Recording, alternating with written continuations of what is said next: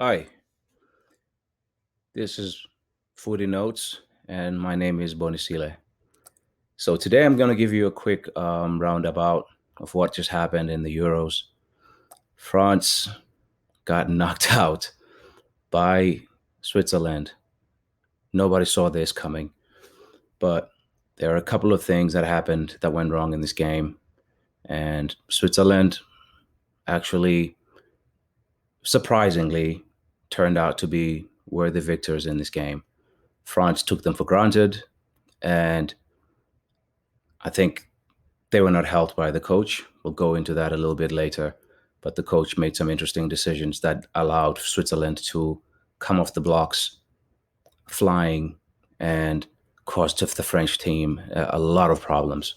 So Switzerland comes off the blocks really flying and they make a good start, utilizing their wing backs, especially the boy Zuber on the left flank. He caused problems for France all day long. And for the first 15 minutes or so, the Swiss had seen most of the ball at 15 minute mark. I was remember recording that France had 44% of the position, and Switzerland were basically playing too well to be taken easily and to be taken lightly in this tournament as it progressed. Um, some of the things that I noticed that France were doing is that they were relying too much on individual performances, and the team cohesion was just not there. It hasn't been there all the way through Euro 2020. And the coach's insistence on playing a midfield diamond and trying to shoehorn all of his superstars into the starting 11 is what came back to bite him here. And I think had they won today, they would have won despite of Deschamps' tactical approach, which has been very, very cautious, and he's been very stingy with his substitutions. And as you can see on the screen, I mean, like most of these highlights from the first game, from the first half, were basically dominated by the Swiss.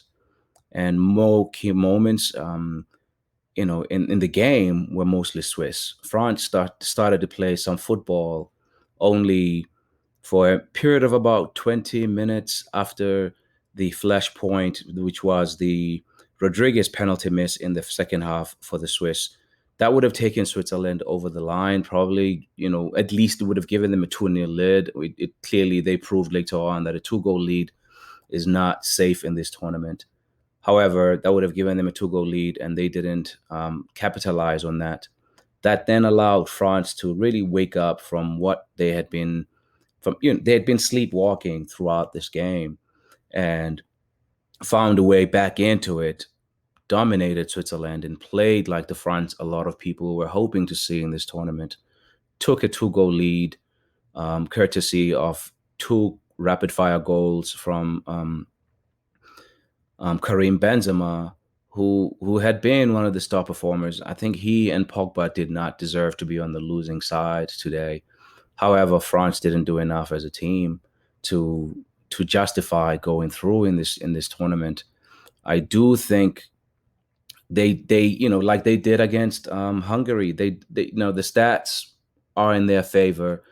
They had most of the ball in this game. They created more chances, and they created more big chances, and still couldn't capitalize on that. So I guess individual brilliance as well as talent doesn't always get you through in this beautiful game that we all love. I do think the French national team has a lot of thinking to do before next year's World Cup. I think the coach has not helped his team here. They were playing a team that had more than a day's worth of rest on his side. So the Swedes were playing with almost 2 days more rest compared to the French in this game. Deschamps was stingy with his substitutions throughout the tournament. So the 11 guys he started with today, most of them started the first three games. And yet, playing in the heat of a summer tournament and you're playing against a team that had more rest than you. He still didn't utilize his bench as well as he could have. So that's my few thoughts on the game. Thanks for watching. If you enjoyed this, I'll be putting out more content on Mondays, Wednesdays, and Fridays throughout the summer months, and I'll be slowing down a little bit over the regular season. Thanks for your support. My name is Bonisile, and you've been watching Footy Notes.